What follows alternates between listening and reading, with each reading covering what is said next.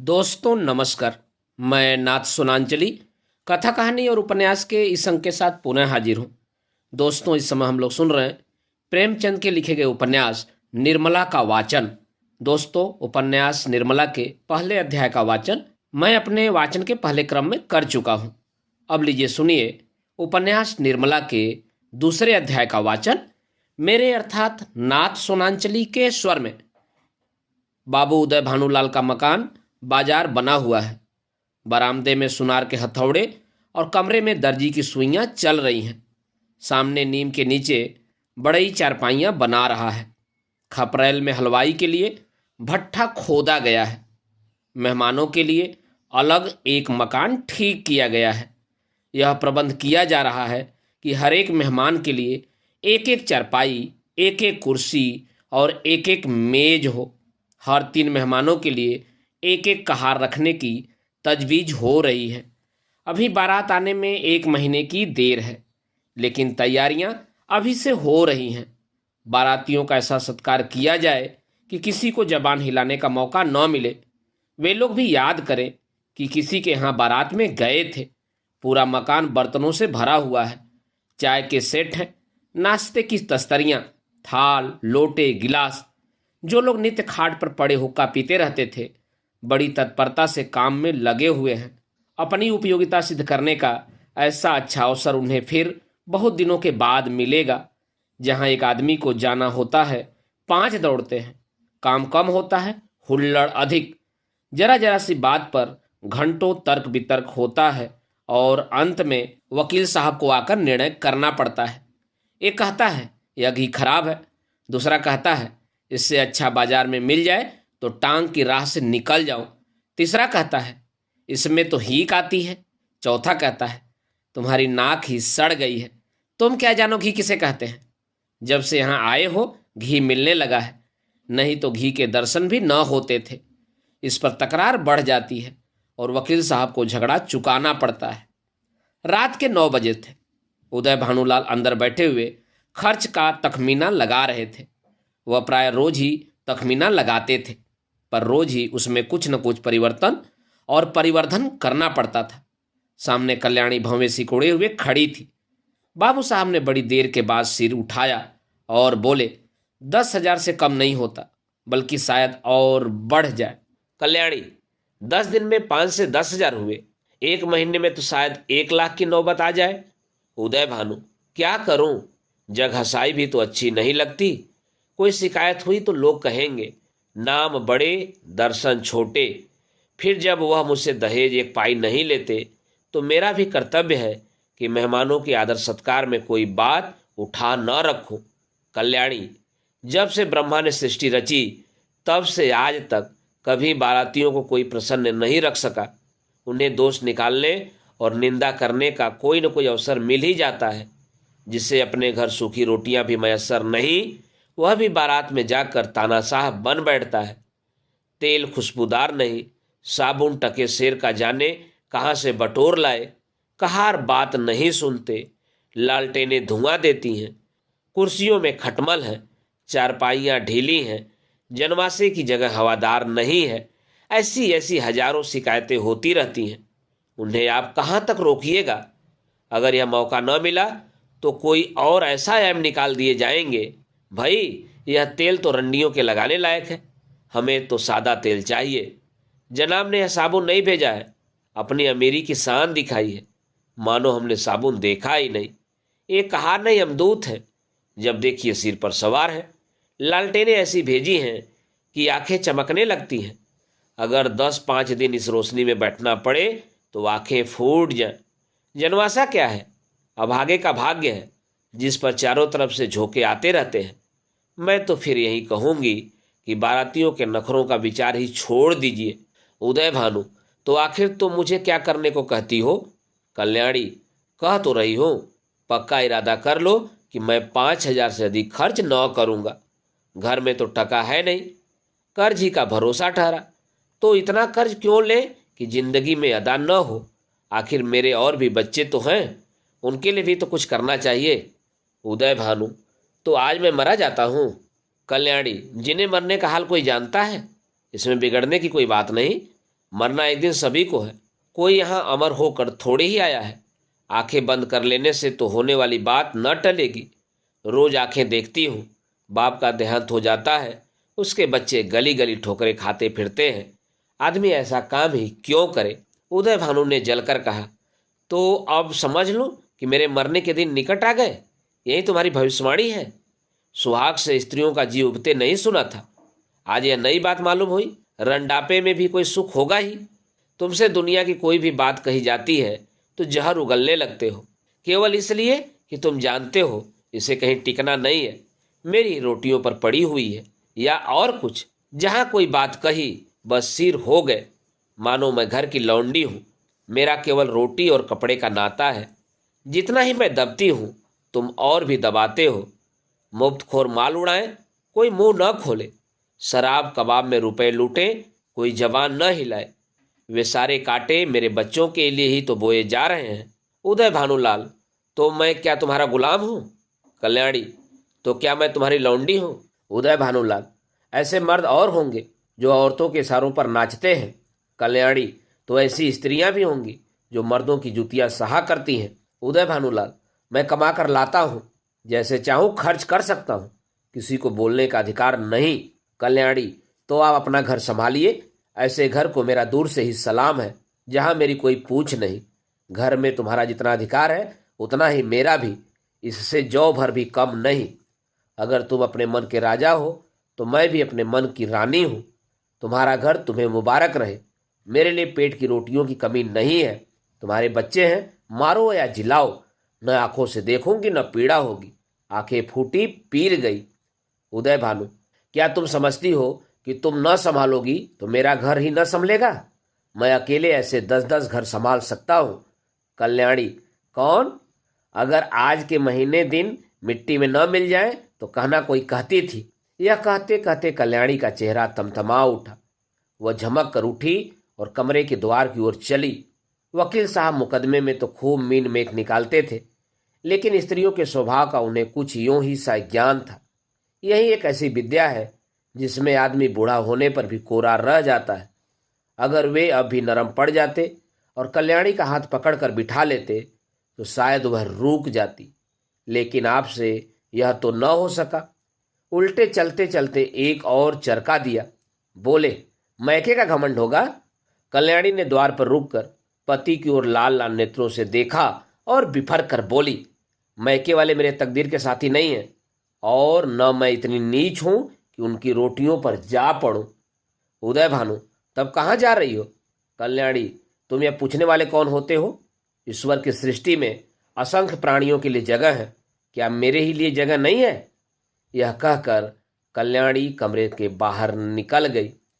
आंगन में आकर उसने एक बार आकाश की ओर देखा, मानो तारागण को साक्षी दे रही है कि मैं इस घर में कितनी निर्दयता से निकाली जा रही हूं।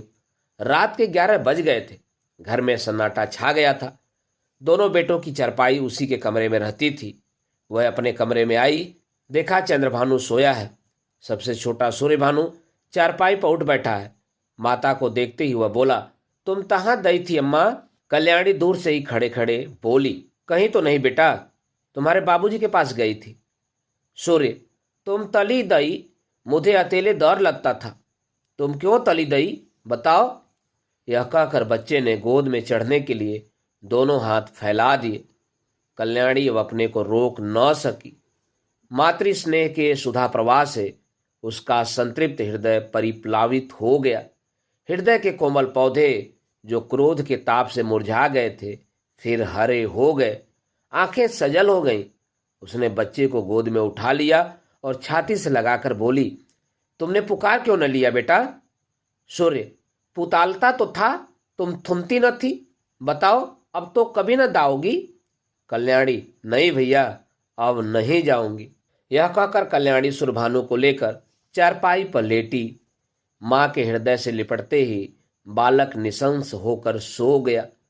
कल्याणी के मन में संकल्प विकल्प होने लगे। पति की बातें याद आती तो मन होता घर को तितांजलि देकर चली जाऊं, लेकिन बच्चों का मुंह देखती तो वात्सल से चित्त गदगद हो जाता।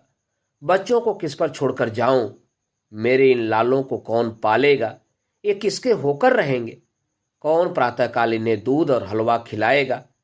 कौन इनकी नींद सोएगा, इनकी नींद जागेगा? बेचारे कौड़ी के 3 हो जाएंगे। नहीं प्यारों, मैं तुम्हें छोड़कर नहीं जाऊंगी। तुम्हारे लिए सब कुछ सह लूंगी। निरादर, अपमान, जली कटी, खोटी खरी, घुड़की झिड़की सब तुम्हारे लिए सहूंगी। कल्याणी तो बच्चों को लेकर लेटी, पर बाबू साहब को नींद न आई। उन्हें चोट करने वाली बातें बड़ी मुश्किल से भूलती थी। उफ, यह मिजाज, मानो मैं ही इनकी स्त्री हूं। बात मुंह से निकालनी मुश्किल है। अब मैं इनका गुलाम होकर रहूं। घर में अकेली यह रहें और बाकी जितने अपने बेगाने हैं सब निकाल दिए जाएं। जला करती हैं, मनाती हैं कि यह किसी तरह मरे तो मैं अकेले आराम करूं। दिल की बात मुंह से निकल ही आती है, चाहे कोई कितना ही छिपाए। कई दिन से देख रहा हूं, ऐसी ही जली कटी सुनाया करती हैं। मैके का घमंड होगा, लेकिन वहां कोई भी न पूछेगा। अभी सब आओ भगत करते हैं, जब जाकर सिर पड़ जाएंगी तो आटे दाल का भाव मालूम हो जाएगा। रोती हुई जाएंगी। वाह रे घमंड, सोचती हैं मैं ही यह गृहस्थी चलाती हूं। अभी 4 दिन को भी कहीं चला जाऊं तो मालूम हो जाएगा, सारी सेखी किरकिरी हो जाएगी। एक बार इनका घमंड तोड़ ही दूं, जरा वैधव्य का मजा भी चखा दूं। न जाने इनकी हिम्मत कैसे पड़ती है कि मुझे यूं कोसने लगती हैं। मालूम होता है प्रेम इन्हें छू नहीं गया, या समझती हैं यह घर से इतना चिमटा हुआ है कि इसे चाहे जितना कोसूं टलने का नाम न लेगा। यही बात है, पर यहां संसार से चिमटने वाले जीव नहीं हैं। जहन्नुम में जाए यह घर, जहां ऐसे प्राणियों से पाला पड़े। घर है या नरक? आदमी बाहर से थका मादा आता है तो उसे घर में आराम मिलता है। यहाँ आराम के बदले कोसने सुनने पड़ते हैं। मेरी मृत्यु के लिए व्रत रखे जाते हैं। यह है 25 वर्ष के दाम्पत्य जीवन का अंत। बस चल ही दूं। जब देख लूंगा इनका सारा घमंड धूल में मिल गया और मिजाज ठंडा हो गया तो लौट आऊंगा। 4-5 दिन काफी होंगे। लो, तुम भी याद करोगी किसी से पाला पड़ा था। यही सोचते हुए बाबू साहब उठे, रेशमी चादर गले में डाली, कुछ रुपए लिए, अपना कार्ड निकालकर दूसरे कुर्ते की जेब में रखा, छड़ी उठाई और चुपके से बाहर निकले। सब नौकर नींद में मस्त थे। कुत्ता हट पाकर चौंक पड़ा और उनके साथ हो लिया। पर यह कौन जानता था कि यह सारी लीला विधि के हाथों रची जा रही है। जीवन रंगशाला का वह निर्दय सूत्रधार किसी अगम गुप्त स्थान पर बैठा हुआ अपनी जटिल क्रूर कीड़ा दिखा रहा है। यह कौन जानता था कि नकल असल होने जा रही है, अभिनय सत्य का रूप ग्रहण करने वाला है। निशा ने इंदु को परास्त करके अपना साम्राज्य स्थापित कर लिया था। उसकी पैशाचिक सेना ने प्रकृति पर आतंक जमा रखा था। सद्वृत्तियां मुंह छिपाए पड़ी थीं और कुवृत्तियां विजय गर्व से इटलाती फिरती थीं। वन में वन्य जंतु शिकार की खोज में विचर रहे थे और नगरों में नर पिशाच गलियों में मंडराते फिरते थे। बाबू उदय भानुलाल लपके हुए गंगा की ओर चले जा रहे थे।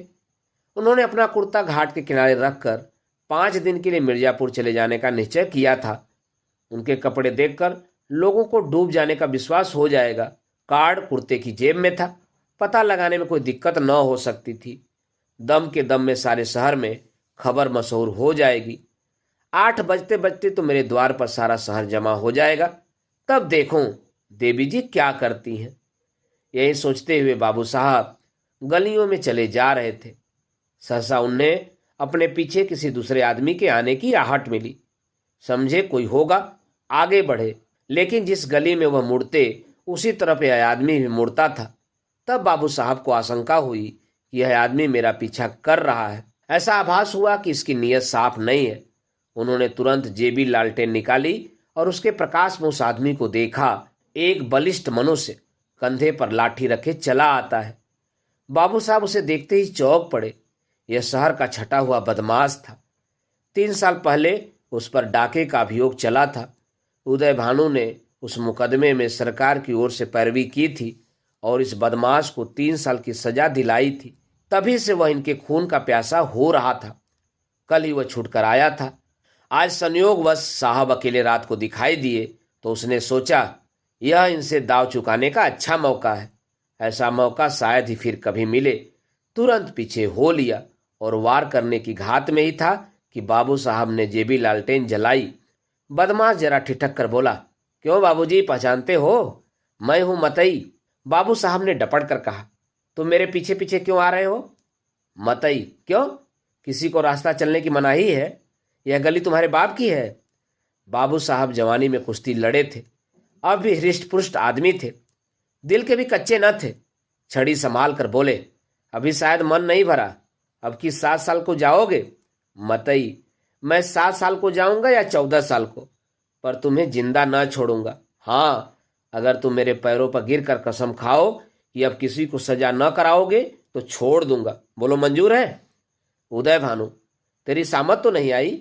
मतई, सामत मेरी नहीं आई, तुम्हारी आई है। बोलो, खाते हो कसम? एक। उदय भानु, तुम हटते हो कि मैं पुलिसमैन को बुलाऊं? मतई, 2। उदय भानु गरज कर, हट जा बदमाश सामने से। मतई, 3। मुंह से 3 शब्द निकलते ही बाबू साहब के सिर पर लाठी का ऐसा तुला पड़ा कि वह चेत होकर जमीन पर गिर पड़े। मुंह से केवल इतना ही निकला, हाय, मार डाला।